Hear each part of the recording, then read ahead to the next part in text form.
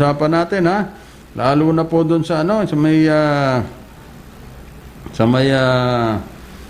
pag may-ari ng lupa. Ayun, no. Ngayon itutuloy po natin. Para mas marami tayong malaman, mas marami tayong matutuhan. Yung po mga impormasyon na yan magagamit natin para kontrahin yung mga nangaagaw ng lupa. Lalo na yung, halimbawa, nakatira ka dyan, paalisin ka, sabihin siya may-ari ng lupa. Tapos wala naman siyang malinaw at matibay na dokumento para sabihin na siya nga nagmamay-ari ng lupa. Ang ipapakita sa iyo certificate of title. Kung certificate of title lang yan, wala pong karapatan yan para ipang angkin mo ng lupa. Ayun, nasa linya na natin si Kadani Prenesa. Kadani, good morning. Good morning, Karaul. Yun. Itutuloy lang natin, Karaul, ang ating ginagawang pagtalakay ukol dito sa pahayag ng isang mataas na opisyal dyan sa LRA. Kasi gusto nating himayin itong mga kamalian na sinasabi niya rito, na ito ay hindi naman talaga ito ang isinasaad doon sa batas ukol sa pagkakamit ng titulo ng lupa. Yun. Kasi nga, yung huli nating tinatalakay kahapon ay yung sinasabi niyang yung isang tao para makapagkamit ng titulo ng lupa ay pupunta siya sa DENR. At doon daw, pwede siyang mag-apply. Mag-apply kayo ng titulo, ayun ang sabi niya. Kaya dito, Raul, talagang malilito ang mga tao rito Kasi dito, hindi naman pwedeng mag-apply ka ng titulo sa DENR. Tapos yung titulo namang binibigay doon ay public land matters. Ito sinasabi niya. Pampubliko ito na mga kalupaan, katulad daw ng homestead, pre-patent, at saka sales patent. Yun. Ngayon, Karaol, ito sinasabing homestead, ito yung kauna-unahang ginawa ng ating pamahalaan na ito ay panahon pa ng nasa ilalim tayo ng panahon ng Amerikano, na pag sinabing homestead, ito yung isang pamamaraan ng pagkakamit ng isang sinasabi nilang alienable and disposable lands of public domain para sa pangsakahang layunin sa kondisyon na ito ay gagamitin talaga sa paglilinang ng lupa at kasama na rin doon ang paninirahan. Ayan yan. So dito noong Karaol, 24 hectares bawat pamilya ang ginagawad dito sa homestead. Ayan yan, Karaol. Ito, Karaol, talagang pansakahan talaga ito. So ngayon, tatandaan ho natin, dito sa homestead, Karaol, hindi ka kailanman pwedeng makakuha ng titulo ng lupa. Ayan ho yan. Kasi dito nagkakamali ho tayo. Kaya ito, Karaol, ipinaliwanag ko kung ano yung homestead. Ito yung kauna-unahang pamamaraan ng gobyerno sa pamamahagi ng kalupaan sa mga mamamayan, sa mga tao. So ngayon, tatandaan din natin, Karaol, sa ating mga nakaraang mga tinalakay, ang gobyerno namili lang ng mga kalupaan sa mga tinatawag dating mga friar lands. Ayan yan. Dito lang nagpapatunay na ang ating gobyerno, nung ito ay ma-establish noong 1900, ay yung First Philippine Commission, na noong Second Philippine Commission, nandiyan na nakaupo na rin yung ibang mga mandarambong na lupa na ito, binasa natin sa page 50 ng ating Decision with Compromise Agreement, nandiyan ang Tuason, Araneta at saka Ortigas. Sila ang nakaupo diyan, Karaol, nagkaroon sila ng posisyon. So ngayon, dito, nakikita ho natin ngayon na hindi tama na sabihin na sa ilalim ng homestead ay titulo ang pinamamahagi, sapagkat wala na ng pagkakataon ang sinumang tao na makakuha pa ng titulo ng lupa. Sapagkat tapos na ang pamamahagi ng mga titulo ng lupa. Sapagkat ang pamamahagi ng titulo ng lupa, ito nga yung mga Spanish title, ay naganap ito sa panahon ng Kastila. Ayun. Ayan yung Karaol eh. So, nung bumili ang gobyerno nung 1904 ng kalupaan sa Friar Lands, wala na ang hari dito eh. Kung na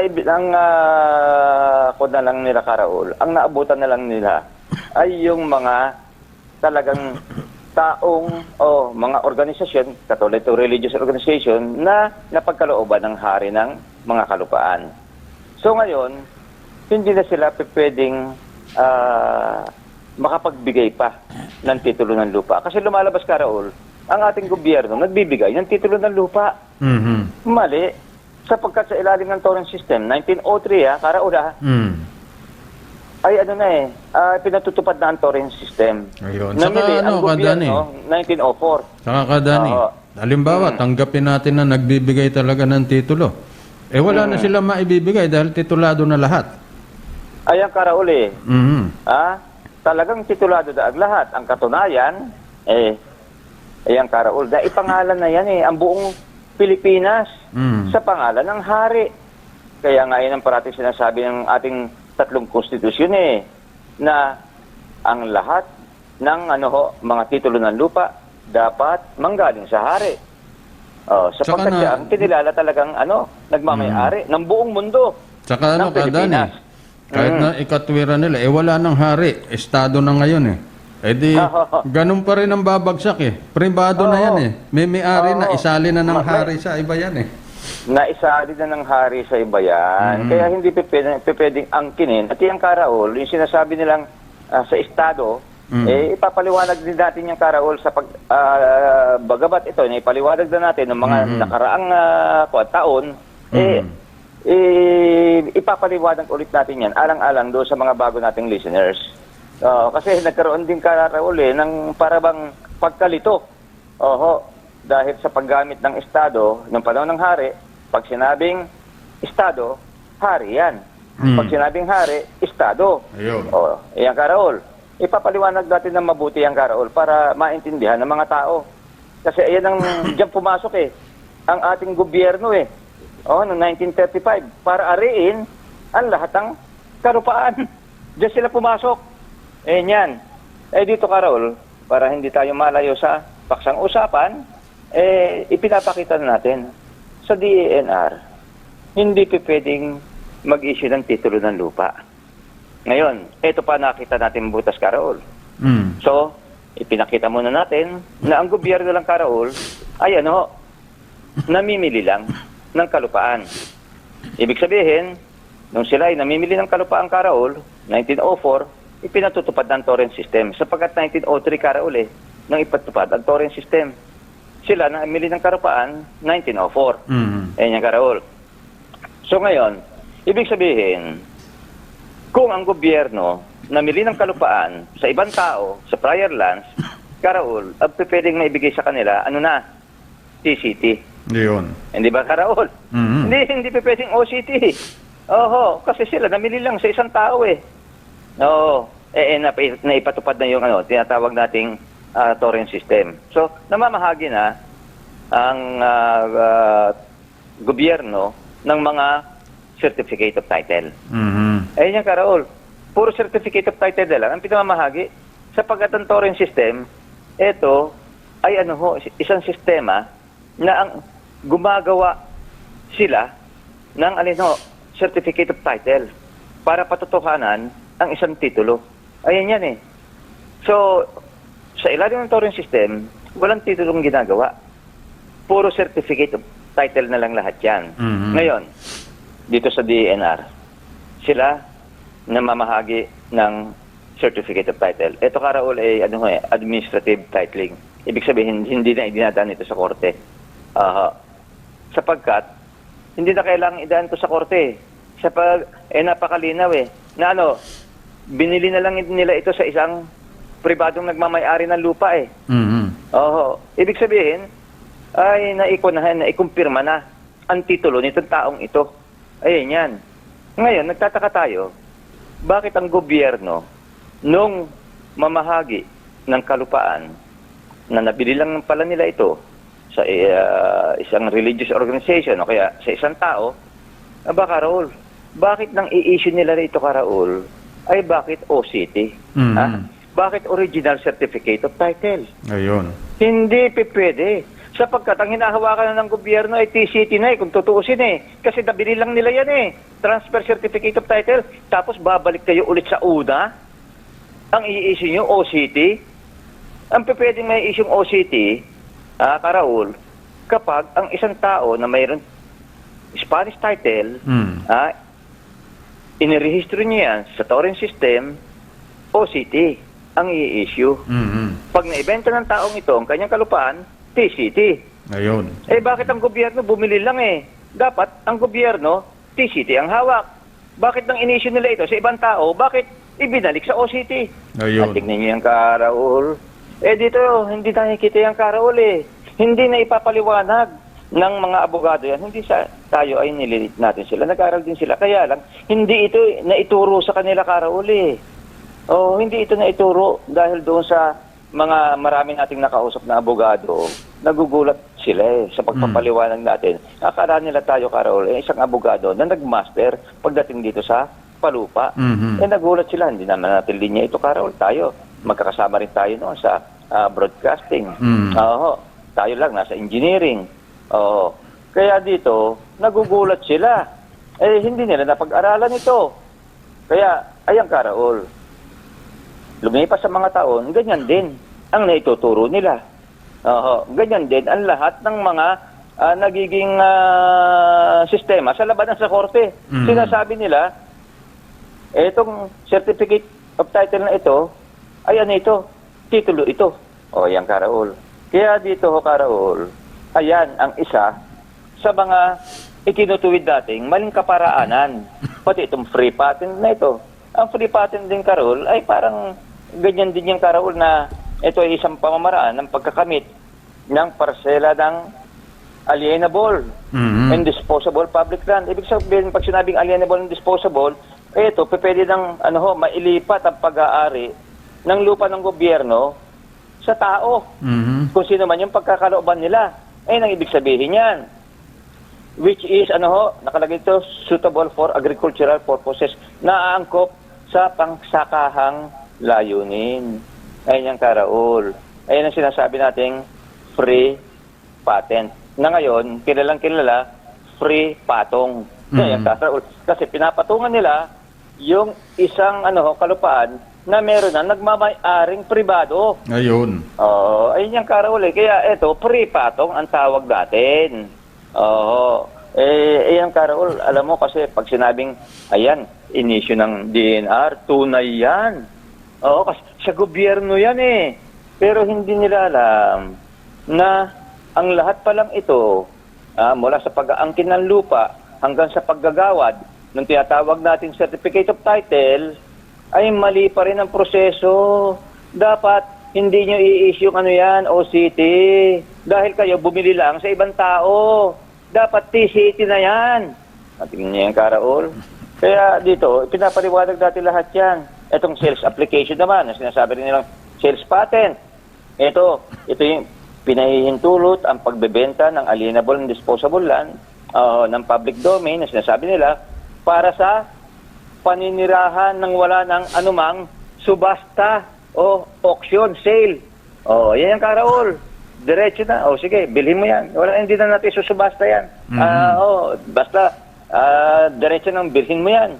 Wala ka ng Karaul. Wala ka ng ibang tawag dito, yung kakompetensya. Kasi sa subasta ano yung Karaul May kakompetensya ka pa dyan Ayan naman ang sinasabi nating sales application. Sinasabi nilang sales patent. Ngayon, ang tanong dito, bakit? Meron pa bang natitirang kalupaan ng gobyerno? Ayan yung Karaul Kasi ito Karaul, ay bagamat kukunti lang ito Karaul, itong sales patent na sinasabi nila. Kasi nga, ang ginagawa na lang dito Karaul, karamihan, yung free patong. Kasi Karaul, ang daling pumatong ang sarap pumatong Karaul yung parang yung bagay Karaul, hindi patong yung nangyari doon sa Dasmariñas ba yung Karaul? yung barangay captain at saka yung tresurera. Ayun. No, Karol, maputol tayo sandali, Karol, parang komersyal. Pasarap. Naku, Karol, nakita ko ang video. Ay, talagang Karol, talagang hindi mo akalain. Pati yung mga ibang miyembro ng barangay Karol, nagkakamot na lang sila ng ulo Nagtataka sila sa napapanood nila. Naku, Karol, parang ganyan ang sa free patong dito sa kalupaan. Akala nila, Karol, sa tao lang aplikable ito Hindi lang sa pati sa lupa aplikable ito. Pumapatong, pinapatungan. Ang isa nagmamay-ari ng lupa nitong mga certificate of title na ito, Karol. Wala naman sila may pakitang titulo ng lupa. Ayan, Karol, ang matindi rito. Kaya kita nyo, Karol, kung i-examinin nyo mabuti, itong certificate of title na ito na iginawa ng DNR, kita nyo, dapat yan, Karol, makikita mo yung kanino nang galing yan. Kasi yung Karol talagang inilalagay yan para magkaroon ka ng trace back Bakit wala? Walang kanino man taong pinanggalingan. Yeah. Anong year na ipagkaloob? Yung nabili nilang kalupaang yan. Wala, Karol Ano kasi blanco ang trace back ngayon kung kani-kanino nabenta. Kung 3 beses na nabenta, mas matibay ang trace back. Ayan, Karol, ayun pagkakasalin-salin lang. Kasi pag sinabi mong trace back, yung pinakaugat. Paano ka nagkaroon ng Paano ka nagkaroon ng pagmamay-ari ng lupa? Dapat yung trace back. Ayan, Karol, dapat pag nag-trace back ka, makikita mo na ayan, nanggaling sa isang Spanish title. Paano mo malalaman na yan ay nanggaling sa Spanish title? Kasi ang iba, Karol, sabi, naku, napaka-salimuot na trabaho yan. Ang hirap niya. Pero mo, kung ilan salin yan, iisa-isahin mo pa yan. Ayan ang karaniwang sinasabi nitong mga hindi nakakaalam. Napakadali lang, Karol, sapagkat madalas na natin sabihin, alang-alang na lang ulit dito sa mga nakakalimot, na makikita nyo rin sa mga TCT ngayon o kaya sa OCT, it is further certified that said land was originally registered on, Pag sinabing originally registered, Karol, naganap ang rehistrasyon panahon ng Kastila. Ibig sabihin, nandito pa ang hari. Karol, December 10, 1898, isinuko na ng hari ang Pilipinas sa pamahalang Amerikano. Ngayon, kung makikita natin na doon sa nakalagay doon, it is further certified that said land was originally registered on, kunyari, 1897. Pasok na pasok pa yung Karol. Katulad doon sa atin, na hinahawakan natin, certificate of title, 1864. Tignan yung Karol, ayan, naganap. Ang rehistrasyon, original, panahon ng Kastila. Pero ang makikita mo ngayon, Karol, karamihan, dito mga certificate of title, 1907, 1911. Ayan, Karol, hindi na originally registered yan. Ang ibig lang sabihin, Karol, walang pinanggalingang Spanish title. Yung mga certificate yan. Makita naman yung Kadani dahil yung mga may petsang ganyan, pag tinignan mo yung mga decree of registration, hindi yun ang nakasulat dun sa papel nila na certificate. Totoo yung, Karol. Magkaiba. Isa yung, Karol, sa napakagandang pamamaraan. Ngayon, para ma-checkmate pa natin ang husto, itong nagpapanggap na siya may-ari ng lupa. Nakalagay dyan hindi ba, Karol, yung record number? Yan pa. Yung record number, Karol, dyan mo matutuklasan kung meron silang Spanish title. Sapagkat sa record number, nandyan lahat ang mga dokumentong ginamit ng isang tao sa pagpapatala ng kanyang titulo ng lupa. Tatandaan natin, titulo, yung copy ng titulo ng lupa. Yung mga number na pinag-uusapan natin, file number lang yan para madaling hanapin. Pero yung nilalaman yan, yun ang importante. Ayan, yung importante, yung mga nilalaman yan. Tignan nyo ngayon, pumunta kayo sa LRA. Kumuha kayo, kunyari, itong decree number ng OCT 730, 15584. Yung record number niyan, 7672 ata, parang ganyang, Karol. Hindi ko na gano'ng matandaan. Punta kayo sa ano ho, sa LRA, pahingi nga na record number nito, makapal yung Karaol. Kasi isang kwan ho yan isang folder na nandyan lahat yung mga dokumentong ginamit nga sa aplikasyon sa pagpaparehistro ng titulo ng lupa. Yeah. Dapat, meron kayong makikita ang kopya ng Spanish title. Ayun. Nandyan. Pag wala, ayan, fabricated lahat yan. Ewan ko lang, Karaol, kung merong mga ganyan sa LRA na mga naitago silang Spanish title, wala lahat yan. Sapagkat, Karaol, doon pa lang, so sinasabi, it is further certified, Karaol, all capital letters yan. Binibigyan talaga nila ng matinding Karaol, emphasis. It is further certified. Capital lahat yan. Sumunod, malilita. That said land was originally registered on, ayan yung Karaol, makikita na natin dyan. Pag hindi panahon ng Kastila, walang pinanggalingang, yan?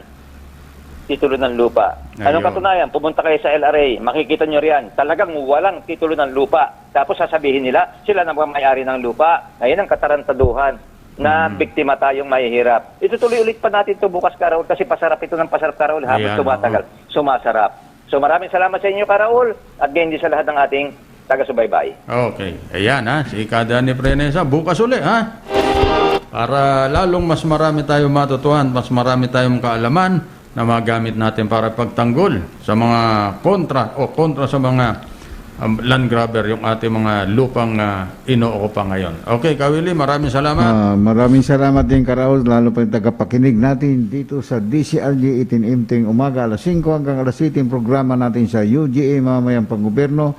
Tutok lang kay bukas, simula ng alas 5 Maraming salamat sa inyo. Okay. Susunod na si Doña Carmen Ignacio at siyempre si James Godjo. Maraming salamat at bukas po, huwag kayong mawawala. Itutuloy natin itong mga pinag-uusapan tungkol sa palupa. Maraming salamat. Magandang umaga. Raul Virtudazo po.